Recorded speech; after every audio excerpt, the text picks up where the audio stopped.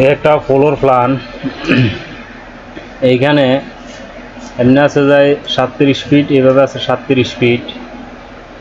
এই ধরনের free floor plan যদি সবসময় দেখতে চান তাহলে অবশ্যই আমার চ্যানেলটা সাবস্ক্রাইব করে রাখবেন, ভিডিওগুলো বেশি বেশি করে শেয়ার করে দিবেন। তাহলে 37 হয় 1369 ফিট স্কোয়ার হয়। এখানে 4টা বেডরুম, একটা ডাইনিং, একটা ড্রয়িং রুম, 3টা টয়লেট, একটা কিচেন, একটা 3 ভাঙ্গা সিঁড়ি আছে এবং একটা ওয়াশিং মেশিন রাখার একটা জায়গা রাখা হয়েছে। তো আগে আমরা দেখি এই কাজটা করাইতে 1369 ফিট স্কোয়ারে কাজটা করাইতে কত টাকা খরচ আসতে পারে। এটা একটা ডুপ্লেক্স ঘর। তো ডুপ্লেক্স ঘর বেশিরভাগ দোতলায় হয়, তো আমি 2 তলার হিসাবে করি এর, বা 3 তলা করলে 3 তলার হিসাব। তো এখন আমি 2 তলার হিসাবে করি এর। যদি আপনি 2 তলা ফাউন্ডেশন দিই 1 তলা কমপ্লিট করেন তাহলে আপনার টাকা আসবো 21 লাখ। যদি 2 তলা ফাউন্ডেশন দিই 2 তলায় কমপ্লিট করেন সিঁড়িঘর লই টাকা আসবো প্রায় 40 লাখের মতন। তো এখানে আপনি জানালাগুলো ঠাই করতে পারবেন, তবে গ্রিলগুলো লোহার ব্যবহার করতে হইব, দরজাগুলো স্টিলের ব্যবহার করতে হইব। তাইলে আপনি এই টাকার মাঝে সারি দিতে পারবেন। মিস্ত্রি খরচ সহ প্লাম্বারিংয়ের কাজ সহ মিলি আপনার কাজ কমপ্লিট হয়ে যাবে। এবং টয়লেট কিচেনটা টাইস করতে পারবেন, আর বাকিগুলো প্লাস্টার করতে হইব। ফ্লোরও টাইস করতে পারবেন না। যদি আপনি ফ্লোর টাইস করেন বা অন্যান্য কিছু আরও টাইস করেন তাহলে আপনি এখানে আরও টাকা খরচ হইব বেশি। এখানে আপনি চাইলে অনেক টাকায় খরচ করতে পারবেন, খরচ করার জায়গা আছে। আমি চলা মতে আপনাদেরকে হিসাবটা দিলাম, যেটা দিয়ে আপনারা ঘরে ঢুকতে পারবেন, ঘর ব্যবহার করতে পারবেন, ওই হিসাবটা আমি আপনাদেরকে দিলাম। তো এখানে যে আমি ভিউটা বানাইছি, অবশ্য ভিউটা আমি ওই রকমভাবে বানাই নই, আপনাদেরকে বোঝাবার জন্য। এই জানালাটা, এই রুমের জানালা, এই দরজাটা দেখতে আছেন নিচে দরজা, উপরে যদি টেরেস দেন তাহলে আপনার টেরেস যদি দেন এখানে টেরেস দিতে পারবেন, এখানে একটা বারান্দা করতে পারবেন।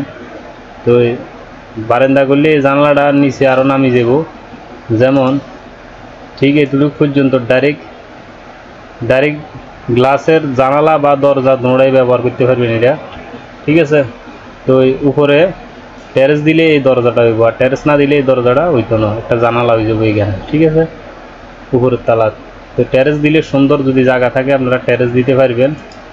আর এখানে এটা হলো সিঁড়িটা 3 ভাঙ্গা সিঁড়ি, 3 ভাঙ্গা সিঁড়ি। এটা এই 3 ভাঙ্গা সিঁড়িটা হলো 3 ভাঙ্গা, ঠিক আছে। এটা হলো সিঁড়িঘর। তো এখন এতক্ষণ আমরা হিসাব করলাম। এখন আমরা রুমের সাইজগুলো দেখবো এবং সিঁড়িটা কীভাবে মিলাবেন, রুমের সাইজ কত, এগুলো আমরা দেখবো। এতক্ষণ আমরা হিসাবটা দেখলাম, এখন আমরা রুমের সাইজগুলো দেখি। এই বেডরুমটা আছে 12 ফিট প্লাস 11 ফিট 7 ইঞ্চি। এই বেডরুমটা আছে 12 ফিট প্লাস 13 ফিট 7 ইঞ্চি। এই বেডরুমটা আছে 12 ফিট প্লাস 11 ফিট 7 ইঞ্চি। এই বেডরুমটা আছে 12 ফিট প্লাস 11 ফিট 7 ইঞ্চি। এই কিচেনটা আছে 11 ফিট 2 ইঞ্চি প্লাস 8 ফিট। আর এই ডাইনিং রুমটা আছে 15 ফিট 6 ইঞ্চি প্লাস 11 ফিট 2 ইঞ্চি।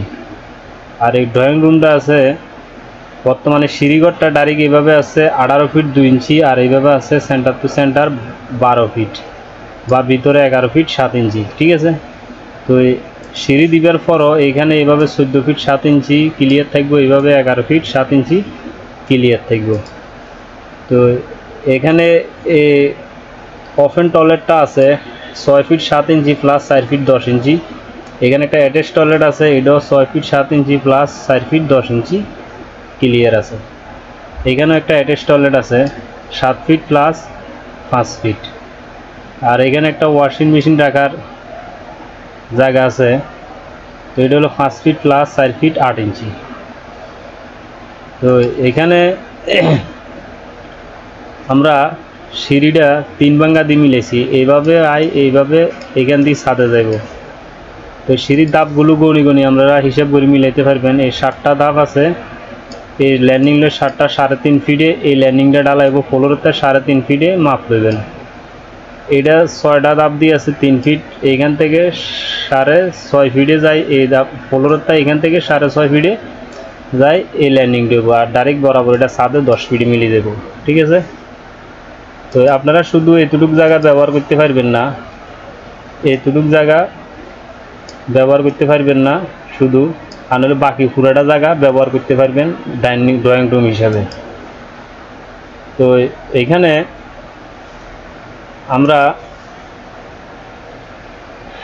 প্রথম ঘরে ঢুকলে আপনি সর্বপ্রথম ড্রয়িং রুম পাইবেন। ড্রয়িং থেকে একটা বেডরুম আছে অ্যাটাচ টয়লেট, বা এটা গেস্ট রুম বলতে পারেন, মাস্টার বেডরুম। তো এখানে ইয়ার পরে ঢুকলে আমরা ডাইনিং রুম পাবো। ডাইনিং রুমের সামনে একটা কিচেন আছে, এখানে একটা বেডরুম আছে, এখানেও একটা বেডরুম আছে, আবার এখানে একটা বেডরুম আছে, বেডরুম থেকে একটা ওপেন অ্যাটাচ টয়লেট আছে। তো এইখানে ওপেন টয়লেট আছে। তো এই যে জায়গাটা আছে, এই জায়গাটার মধ্যে আপনার একটা বেসিন বইতে পারবেন, কারণ এই জায়গাটা প্রচুর বড় থাকে, প্রায় 5 ফিট এভাবে ক্লিয়ার থাকবো। এখানে আপনারা একটা বেসিন বই দিতে পারবেন। ঠিক আছে, তো এখানে আমি এই দেওয়ালটা রাখার কারণটা হলো যত ডাইনিং রুমের থেকে টয়লেটের দরজাটা বা টয়লেটটা যখন না দেখা যায়, এই জন্য এটা অনেকের পছন্দ হয় না যে ডাইনিং থেকে টয়লেট দেখা যায়, বা অনেকের এটা ভালো লাগে না। এই জন্য আমি এই সিস্টেমটা করে রাখলাম, দরজা বরাবর আপনারা একটু গাঁথনি করে দিবেন এখানে, তাহলে আর টয়লেটটা দেখা যাইতো না ডাইনিং রুম থেকে। ঠিক আছে, তো এখানে যে কলম দেওয়া হয়েছে 1 2 3 4 5 6 7 8 9 10 11 12 13 14 15 16 16টা কলমের উপরে এই প্ল্যানটা বানানো হয়েছে। এখানে 1369 ফিট স্কোয়ারে এই প্ল্যানটা হয়। ঠিক আছে, তো এগুলো হলো ঘরের জানালা, টয়লেটের এক্সস্ট ফ্যান বা জানালা যাই বলেন, এগুলো হলো জানালা, এগুলো হলো কিচেনের জানালা, জানালা এটা জানালা, এটা জানালা, এগুলো হলো এখানে টয়লেটের এক্সস্ট ফ্যান, আর এখানে একটা জানালা আছে। তো এইখানে উপরের তালার যাইলে আমরা একটু সেজ করতে হবে, উপরের তালার যাইলে ওয়াশিং মেশিন রাখার জায়গাটা আর হইবে না। এই টয়লেটটা একটু এদিকে আনি, এদিকে টয়লেটটা হয়ে যাবো, আমি আপনাদেরকে দেখাই। ধরেন মোটামুটি প্রায় 7 ফিট এদিকে পর্যন্ত এখানে টয়লেট বানাই নেবে। আর এখানে সামনে যে জায়গাটা থাকবে ওইটা একটা খোলা বারান্দা হিসাবে ব্যবহার করতে পারবেন, এখানে গ্রিল দিয়ে দিলে। ঠিক আছে, উপরে যাইলে এটা চেঞ্জ হয়ে যাবো, কারণ উপরে কোনো এই জায়গাটা পাইবেন না, কারণ এটা এখানে সিঁড়ি হয়ে যাওয়ার পরে এখানে নিচে ফ্লোরের কারণে আপনি এখানে ঢুকতে পারবেন, কিন্তু উপরে যাইলে আর ঢুকতে পারবেন না। তো উপরের তালা ওয়াশিং মেশিনটা যদি রাখতে চান তাহলে অবশ্য এখানে একটা বেসিন বইতে পারবেন, আর এখানে ওয়াশিং মেশিনটা রাখতে পারবেন, এখানে জায়গা আছে, বা এখানে ওয়াশিং মেশিন রাখবেন, এখানে বেসিনটা মানে আগের মতন রাখবেন। ঠিক আছে, তো এই ছিল সবচেয়ে। যদি আপনারা এই মাপটা বরাবর রাখেন তাহলে এখানে যে মাপটা আমি দিছি ক্লিয়ার মাপটা বরাবর পাইবেন, বড় করলে বড় হইব, ছোট করলে ছোট হইব। সবাই ভালো থাকেন।